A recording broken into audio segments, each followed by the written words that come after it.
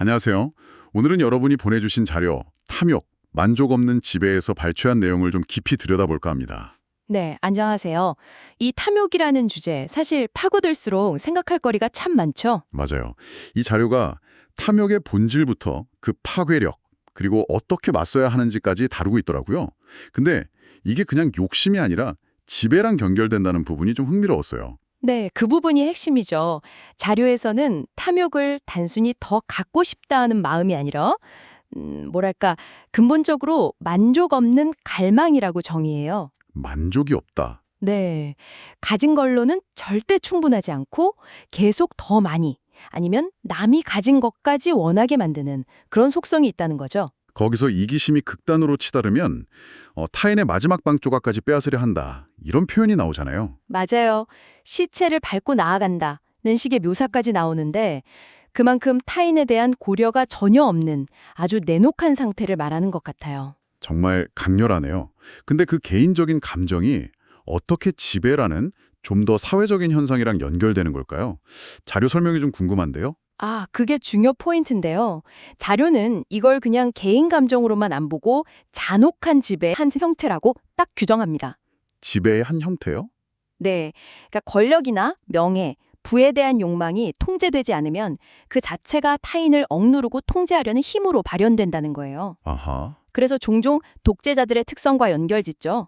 그들의 탐욕 때문에 사람들이 착취당하고 삶의 질이 떨어지고 심하면 노예 상태까지 간다고 지적하거든요. 그렇군요. 단순한 소유욕이 아니라 결국 관계에서의 어떤 권력, 통제 이런 문제로 이어진다는 거네요. 네, 맞습니다. 본질적으로 타인을 자기 욕망을 채우는 도구로 보게 된다는 그런 분석인 거죠. 듣고 보니 이 탐욕의 또 다른 속성으로 자료에서 동정심이 없다는 점을 꼽는 게 이해가 가네요. 그렇죠. 바탕 자체가 아주 냉혹하고 무정한 이기심이니까 동정심이 끼어들 틈이 없는 거예요. 자기 만족을 위해서라면 폭력도 불사한다 이런 말도 있었고요. 네, 원하는 걸 얻기 위해서라면 수단 방법을 안 가리는 거죠. 그리고 이게 무서운 게 그 파괴성이 자기 자신한테만 머무는 게 아니라는 점이에요. 주변으로 퍼져나간다는 건가요? 네, 주변 사람들은 물론이고 동물이라든지 자연 환경까지도 다 희생시키면서 끝없이 자기 욕망을 확장하려고 한다는 거죠. 개인 차원을 넘어서 그게 국가나 민족 단위로 커질 수 있다는 지적도 있었어요. 그건 정말 좀 섬뜩하던데요? 맞아요. 권력이나 부를 향한 집단적인 탐욕이 결국에는 전쟁이라는 잔혹한 괴물을 불러올 수 있다, 이런 경고가 나오죠. 개인의 감정이 어떻게 그렇게 큰 비극으로 이어질 수 있다고 보는 걸까요? 그 과정이 좀... 자료에서 그 메커니즘을 아주 상세하게 설명하진 않아요.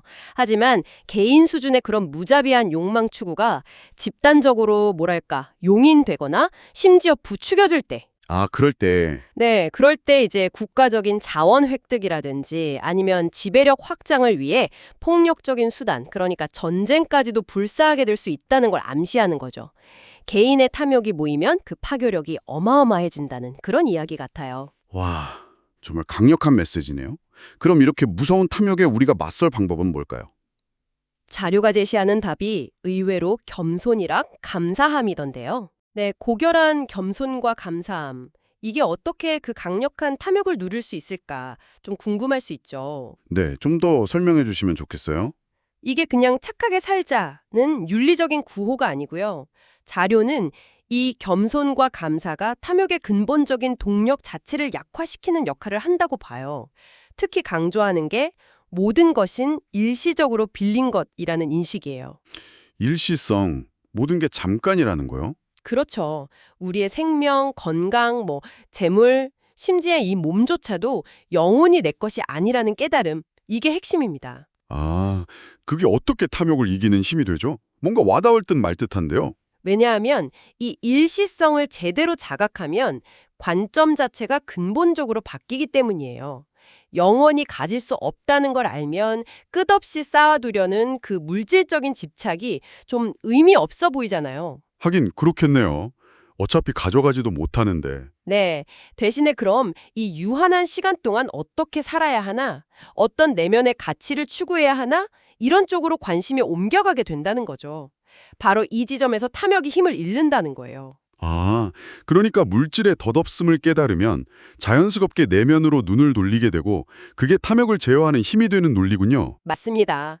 반대로 이런 일시적인 것에만 계속 집착하고 자기 영혼을 돌보지 않으면 나중에 죽음 앞에서야 아, 내가 물질만 쫓느라 정말 중요한 걸 놓쳤구나 하고 후회하게 될 거라고 자료는 경고하고 있어요. 그렇군요. 정리를 좀 해보면 이 자료는 탐욕을 만족 없는 지배욕으로 보고 그 파괴성을 경고하면서 동시에 겸손과 감사 그리고 모든 것의 일시성에 대한 깊은 성찰을 통해 이걸 극복할 수 있다고 말하는 거네요. 네, 정확합니다.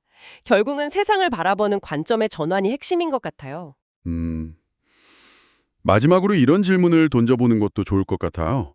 우리가 일상 속에서 이 모든 것이 잠시 내게 주어진 것이라는 사실을 얼마나 자주 떠올리고 있을까요? 그렇죠. 바쁘게 살다 보면 그런 생각하기 쉽지 않죠. 물질적인 것을 쫓는 삶 속에서 영적인 가치를 어떻게 지켜나갈 수 있을지, 구체적으로 어떤 모습일지 각자 한 번쯤 생각해보는 계기가 되었으면 좋겠습니다.